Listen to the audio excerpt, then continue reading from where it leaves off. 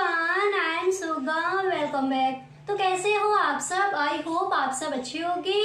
स्वागत है आप सभी का आपके अपने एसपी स्टडी यूट्यूब चैनल पर। तो गाइस, आज हम आपके लिए इस वीडियो में लेकर आए हैं यहाँ पर आज हम आपके लिए लेकर आए हैं जो आपका इकोनॉमिक्स है, उसमें जो भी आपके महत्वपूर्ण प्रश्न हैं इस बार के बोर्ड एग्जाम के लिए, उन सारे प्रश्नों पर यहाँ पर हम डिस्कस करने वाले हैं।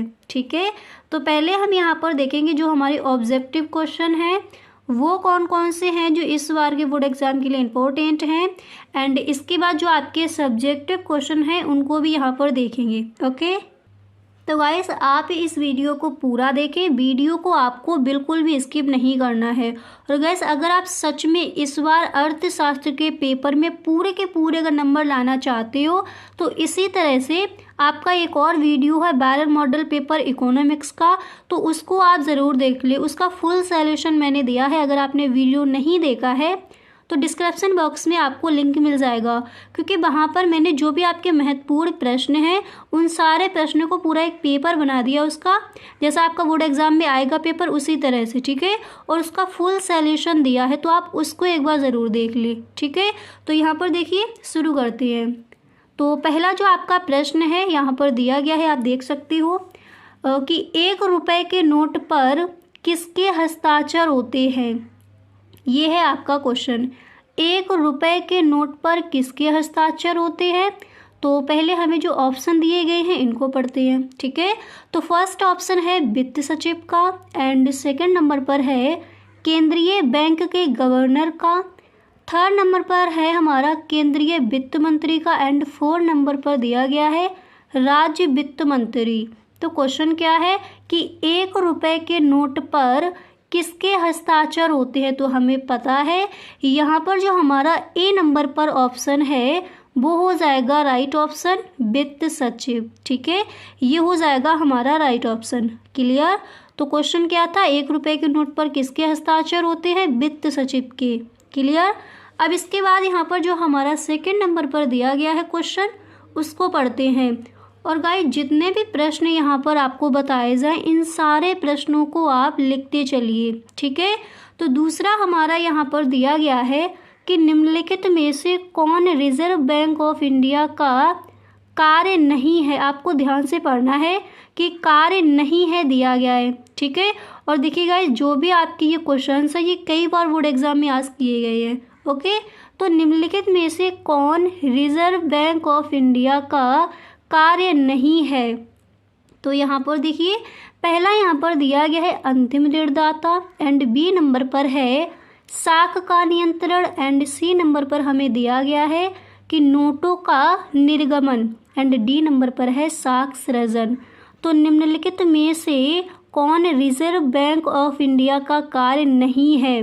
तो हमने जो हमारा आंसर वो हमने याद किया है, तो हमें पता है यहाँ पर जो हमारा डी नंबर पर ऑप्शन है ये हो जाएगा राइट ऑप्शन। ठीक है, निम्नलिखित में से कौन रिजर्व बैंक ऑफ इंडिया का कार्य नहीं है, तो कौन सा नहीं है, साख सृजन। क्लियर, ये हो जाएगा आपका राइट ऑप्शन। ओके, और फर्स्ट में क्या था कि 1 रुपये के नोट पर किसके हस्ताक्षर होते हैं, हमें पता है वित्त सचिव के। ओके, और सेकंड वाले में कौन सा सही हो जाएगा, डी नंबर। ओके, और सारे प्रश्नों को लिखते चलिए, साथ ही साथ समझते चलिए, ताकि यहाँ पर कई सारे क्वेश्चन आपको याद हो जाएं। इसके बाद यहाँ पर आप देख सकते हो तीसरे नंबर पर जो आपका प्रश्न है तो वो क्या है। तो क्वेश्चन को पढ़िए। प्रश्न हमारा यहाँ पर दिया गया है कि आधुनिक अर्थव्यवस्था में मुद्रा की पूर्ति करता है।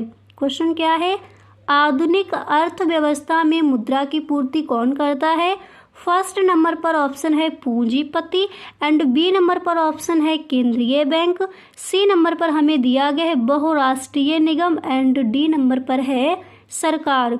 तो आधुनिक अर्थव्यवस्था में मुद्रा की पूर्ति करता है कौन करता है, हमें पता है, हमने पूरा चैप्टर पढ़ रखा है, केंद्रीय बैंक। ठीक है, आधुनिक अर्थव्यवस्था में मुद्रा की पूर्ति केंद्रीय बैंक करता है, ये हो जाएगा हमारा राइट ऑप्शन। क्लियर, अब इसके बाद यहाँ पर जो नेक्स्ट है उसको देखते हैं। ओके, तो यहाँ पर आप देख सकते हो जो आपका अगला प्रश्न है, नेक्स्ट क्वेश्चन यहाँ पर दिया गया है। देखिए नेक्स्ट है कि व्यावसायिक बैंकों का मुख्य कार्य है। तो व्यावसायिक बैंकों का मुख्य कार्य क्या है? पहले यहाँ पर ऑप्शन देखते हैं। तो फर्स्ट है मुद्रा का निर्गमन करना या फिर साख सृजन, मुद्रा पूर्ति का नियंत्रण या फिर विमुद्रीकरण। तो देखिए यहाँ पर जो आपका सही ऑप्शन है वो हो जाएगा बी नंबर। व्यावसायिक बैंकों का मुख्य कार्य क्या है? साख सृजन करना। ठीक है, ये हो जाएगा आपका राइट ऑप्शन। यहाँ तक समझ आ गया। व्यावसायिक बैंकों का मुख्य कार्य क्या है? साख सृजन। आधुनिक अर्थव्यवस्था में मुद्रा की पूर्ति कौन करता है? केंद्रीय बैंक। ठीक है, अब इसके बाद यहाँ पर देखिए जो आपका अगला प्रश्न है वो क्या दिया गया है उसको पढ़ते हैं। तो आप देख सकते हो जो आपका नेक्स्ट क्वेश्चन है तो वो यहाँ पर क्या है, पहले उसको देखते हैं फिर उसके आगे चलेंगे। ठीक है, तो अगला जो प्रश्न है, नेक्स्ट जो आपका क्वेश्चन है, तो क्वेश्चन यहाँ पर दिया गया है। देखिए जो आपका नेक्स्ट क्वेश्चन है तो वो यहाँ पर दिया गया है कि केंद्रीय बैंक की नीति कहलाती है। कई बार पूछा गया है बोर्ड एग्जाम में, केंद्रीय बैंक की नीति क्या कहलाती है? तो हम याद कर चुके हैं ये आंसर, क्या कहलाती है? मौद्रिक नीति कहलाती है। और देखिए ये क्वेश्चन आपका अतिलघु उत्तरीय प्रश्न में भी इस तरह से पूछ लिया जाता है कि केंद्रीय बैंक कौन सी नीति कहलाती है? तो आप लिखोगे केंद्रीय बैंक मौद्रिक नीति कहलाती है। ठीक है, और यहाँ पर ऑप्शन क्या दिए गए थे? राजकोषीय नीति, अंतर्राष्ट्रीय व्यापार नीति या फिर विदेशी विनिमय नीति। तो हमें पता है कि केंद्रीय बैंक की जो नीति है वो क्या कहलाती है? मौद्रिक नीति कहलाती है। क्लियर? अच्छे से जो भी आपके यहाँ पर बहुविकल्पीय प्रश्न है आई होप आपको याद भी साथ ही साथ हो रहे होंगे। ठीक है, अब इसके बाद यहाँ पर देखिए जो आपका नेक्स्ट क्वेश्चन है, जो आपका बहुविकल्पीय प्रश्न, यहाँ पर जो नेक्स्ट है वो क्या दिया गया है उसको पढ़ते हैं। तो यहाँ पर आप देख सकते हो जो आपका अगला बहुविकल्पीय प्रश्न है तो वो यहाँ पर दिया गया है। देखिए कि अर्थव्यवस्था में साख सृजन का कार्य कौन करता है? अब देखिए गाइस जो आपकी अर्थशास्त्र की जो बुक है उसमें जो आपका खंड खा है, ठीक है, खंड खा की तरफ से जो आपका दूसरा चैप्टर है मुद्रा और बैंकिंग, उस चैप्टर की ये आपके सारे इंपॉर्टेंट क्वेश्चन हैं। अगर गाइस आपको फर्स्ट चैप्टर से लेकर एंड तक जो भी आपके महत्वपूर्ण क्वेश्चन हैं वो सारे क्वेश्चंस अगर आपको देखनी है तो आप प्लेलिस्ट चेक कर सकती हो। ठीक है, आपकी प्लेलिस्ट है उसमें सारी वीडियोस आपको मिल जाएंगी। 1 चैप्टर से लेकर एंड तक जो भी आपके महत्वपूर्ण क्वेश्चन है ऑल सब्जेक्ट के वहाँ पर दिए गए हैं। ठीक है, क्लास 12 के स्टूडेंट्स के लिए। तो यहाँ पर देखिए हमारा क्वेश्चन क्या था और ये कौन से चैप्टर्स के हैं? मुद्रा और बैंकिंग जो आपका चैप्टर है उसके जो भी आपके महत्वपूर्ण क्वेश्चन है, अतिलघु उत्तरीय प्रश्न, बहुविकल्पीय प्रश्न एंड लघु उत्तरीय प्रश्न, विस्तृत उत्तरीय प्रश्न, सारे प्रश्नों के आंसर को यहाँ पर हम देखेंगे कि कौन कौन से ऐसे प्रश्न हैं जो हमें इस बार के बोर्ड एग्जाम के लिए तैयार करनी है। क्लियर? तो यहाँ पर देखिए दिया गया था कि अर्थव्यवस्था में साख सृजन का कार्य कौन करता है? तो पहले ऑप्शन पढ़ते हैं। ए नंबर पर ऑप्शन है सरकार एंड बी नंबर पर ऑप्शन है केंद्रीय बैंक, सी नंबर पर हमें दिया गया है व्यावसायिक बैंक एंड डी नंबर पर ऑप्शन है कि इनमें से कोई नहीं। तो अर्थव्यवस्था में साख सृजन का कार्य कौन करता है? हमें पता है। यहाँ पर जो हमारा राइट ऑप्शन है वो हो जाएगा सी नंबर, व्यावसायिक बैंक। अर्थव्यवस्था में साख सृजन का जो कार्य है वो कौन करता है? व्यावसायिक बैंक करता है। क्लियर? अब इसके बाद यहाँ पर देख लीजिए अतिलघु उत्तरीय प्रश्न आपके कौन कौन से ऐसे इंपॉर्टेंट हैं जो इस बार के बोर्ड एग्जाम में आज किए जाएंगे, उनको देखिए। तो यहाँ पर आप देख सकते हो जो आपका पहला प्रश्न है, फर्स्ट क्वेश्चन यहाँ पर दिया गया है कि अप्रत्यक्ष विनिमय से क्या आशय है। आप पेपर उठाकर देखना, मॉडल पेपर में देखना, कई बार क्वेश्चन पूछा गया है बोर्ड एग्जाम में। ठीक है, तो देखिए क्या है क्वेश्चन कि अप्रत्यक्ष विनिमय से क्या आशय है। तो सबसे पहले आपको करना क्या है, यहाँ पर आप फर्स्ट हेडिंग डालोगे। किसी भी क्वेश्चंस का आप आंसर दो तो सबसे पहले आपको हेडिंग डालनी है। ठीक है, तो आप हेडिंग डालोगे अप्रत्यक्ष विनिमय। ओके, हेडिंग डालने के बाद आपको इस तरह से लिखना है कि अप्रत्यक्ष विनिमय प्रणाली। देखिए अप्रत्यक्ष विनिमय प्रणाली के अंतर्गत अदल बदल संबंधी क्रियाएं मुद्रा के माध्यम से होती हैं। इसके बाद आप लिखोगे कि व्यक्ति अपनी अतिरिक्त वस्तुओं को बेचकर मुद्रा प्राप्त करता है और मुद्रा की सहायता से अपनी आवश्यकता की अन्य वस्तुओं को खरीद लेता है। तो क्वेश्चन हमारा था कि अप्रत्यक्ष विनिमय से क्या आशय है। तो सबसे पहले हमें हेडिंग डालनी है अप्रत्यक्ष विनिमय। हेडिंग डालने के बाद हमें लिखना है कि अप्रत्यक्ष विनिमय प्रणाली के अंतर्गत अदल बदल संबंधी क्रियाएं मुद्रा के माध्यम से होती हैं। ठीक है। इसके बाद आप लिखोगे कि व्यक्ति अपनी अतिरिक्त वस्तुओं को बेचकर मुद्रा प्राप्त करता है और मुद्रा की सहायता से अपनी आवश्यकता की अन्य वस्तुओं को खरीद लेता है। ठीक है। इस तरह से आप जो आपका क्वेश्चन है इसका आंसर आपको इस तरह से लिखना है। अब इसके बाद यहाँ पर देखिए जो आपका नेक्स्ट क्वेश्चन है वो क्या दिया गया है।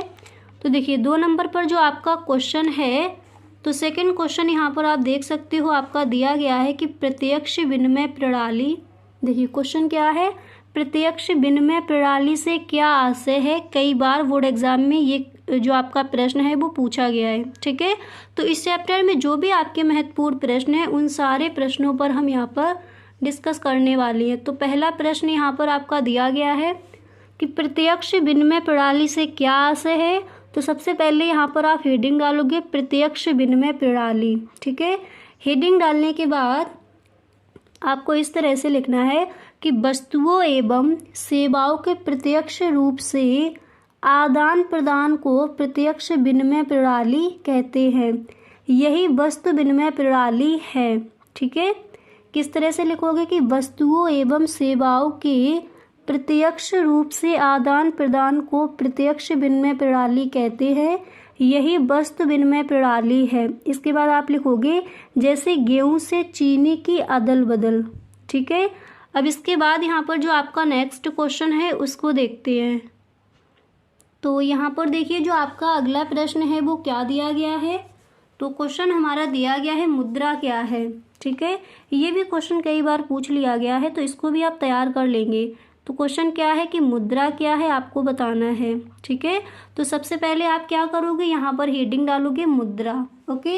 हेडिंग डालने के बाद फिर आपको इस तरह से लिखना है कि मुद्रा एक ऐसी वस्तु है जो समाज में विनिमय के माध्यम, मूल्य के मापन, स्थगित भुगतानों के मान तथा मूल्य के संचय के माध्यम के रूप में स्वतंत्र, विस्तृत तथा सामान्य रूप के लोगों के द्वारा स्वीकार की जाती है। मुद्रा क्या है, देखिए आपको किस तरह से लिखना है।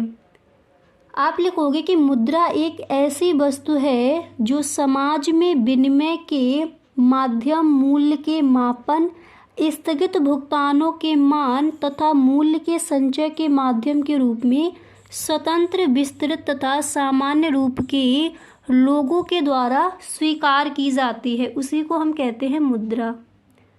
ठीक है। अब इसके बाद यहाँ पर जो अगला प्रश्न है उसको देखते हैं। तो जो भी आपके क्वेश्चंस हैं इन सारे प्रश्नों को आप लिखते चलिए। पहला प्रश्न आपका था कि अप्रत्यक्ष विनिमय से क्या आशय है। इसके बाद अतिलक उत्तरीय प्रश्न में सेकंड क्वेश्चन आपका था कि प्रत्यक्ष विनिमय प्रणाली से क्या आशय है। ठीक है। इसके बाद अतिलक उत्तरीय प्रश्न में जो आपका थर्ड क्वेश्चन है वो क्या है, मुद्रा क्या है। इन सारे प्रश्नों को आपको तैयार करना है, एक भी प्रश्न आप छोड़िएगा नहीं। ठीक है। इसके बाद यहाँ पर जो आपका अगला प्रश्न है उसको देखते हैं। जो नेक्स्ट क्वेश्चन है वो क्या दिया गया है। तो यहाँ पर देखिए जो आपका नेक्स्ट क्वेश्चन है, तो क्वेश्चन आपका है कि उच्च शक्ति मुद्रा क्या होती है। ठीक है। तो आप यहाँ पर सीख चुके हैं कि अप्रत्यक्ष विनिमय से क्या आशय है, प्रत्यक्ष विनिमय प्रणाली क्या है, मुद्रा क्या है। अब यहाँ पर आपका क्वेश्चन आस्क किया गया कि उच्च शक्ति मुद्रा क्या होती है। तो सबसे पहले आप हेडिंग डालोगे उच्च शक्ति। ठीक है। या फिर उच्च शक्ति मुद्रा। हेडिंग डालने के बाद देखिए फिर आप यहाँ पर इस तरह से लिखोगे कि उच्च शक्ति मुद्रा देश की मौद्रिक सत्ता की कुल देयताओं को स्पष्ट करती है। इसके बाद आपको लिखना है इसमें जनता के पास चलन अर्थात सी, एक मिनट, इस तरह से आपको लिखना है कि उच्च शक्ति मुद्रा देश की मौद्रिक सत्ता की कुल देयताओं को स्पष्ट करती है। इसमें जनता के पास चलन यानी सी अर्थात करेंसी नोट तथा सिक्के, ठीक है, तथा भारतीय रिजर्व बैंक के पास सरकार तथा व्यापारिक बैंकों की जमा यानी आर सम्मिलित होती है, ठीक है। सबसे पहले इस तरह से हेडिंग डालोगे, फिर इस तरह से आपको जो आपका क्वेश्चन है इसका आंसर आपको इस तरह से लिखना है। अब इसके बाद देखिए आप लिखोगे कि H बराबर C प्लस R, ठीक है। तो जो आपके अतिलघु उत्तरीय प्रश्न है वो आपको ये तैयार कर लेने हैं। अब इसके बाद यहाँ पर देखिए जो आपके लघु उत्तरीय प्रश्न हैं वो आपको कौन कौन से तैयार करने हैं इस बार के बोर्ड एग्जाम के लिए। तो यहाँ पर देखिए लघु उत्तरीय प्रश्न में जो आपका सबसे पहला प्रश्न है तो वो दिया गया है, प्रत्यक्ष और परोक्ष विनिमय में क्या अंतर है। प्रत्यक्ष और परोक्ष विनिमय में अंतर, इस तरह से पहले आप हेडिंग डालोगे। क्वेश्चन क्या है, प्रत्यक्ष और परोक्ष विनिमय में क्या अंतर है। तो सबसे पहले आपको हेडिंग डालनी है प्रत्यक्ष और परोक्ष विनिमय में अंतर।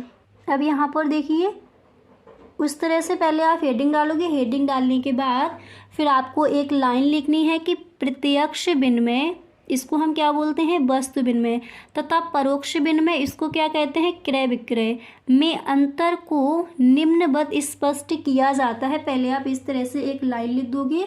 उसके बाद यहाँ पर फर्स्ट नंबर आपको डालना है। फिर आप लिखोगे कि प्रत्यक्ष विनिमय में वस्तु का वस्तु से विनिमय होता है यानी लेन देन होता है, ठीक है। प्रत्यक्ष विनिमय में वस्तु का वस्तु से विनिमय होता है, जबकि परोक्ष विनिमय में वस्तुओं तथा सेवाओं का विनिमय मुद्रा के माध्यम से होता है यानी पैसे देकर होता है, ठीक है, रुपए देकर होता है। तो यहाँ पर क्या दिया गया, फर्स्ट पॉइंट देखिए, याद करते चलिए, बिल्कुल समझते चलिए ताकि अच्छे से आपको ये जल्दी से याद हो जाए जब इनको आप पढ़ने बैठो, ठीक है। तो क्या है कि प्रत्यक्ष विनिमय में वस्तु का वस्तु से विनिमय होता है, वस्तु का वस्तु से विनिमय होता है किसमें, प्रत्यक्ष विनिमय में, जबकि परोक्ष विनिमय में वस्तुओं तथा सेवाओं का विनिमय मुद्रा यानी रुपए के माध्यम से होता है। इसके बाद यहाँ पर नेक्स्ट पॉइंट आप लिखोगे कि प्रत्यक्ष विनिमय स्वयं में विनिमय की एक पूर्ण क्रिया है, जबकि परोक्ष विनिमय में विनिमय क्रिया दो उपविभागों में विभक्त रहती है, क्रय तथा विक्रय, ठीक है। अब इसके बाद यहाँ पर देखिए आपको तीसरा पॉइंट डालना है। फिर देखिए तीसरे पॉइंट में आप किस तरह से लिखोगे।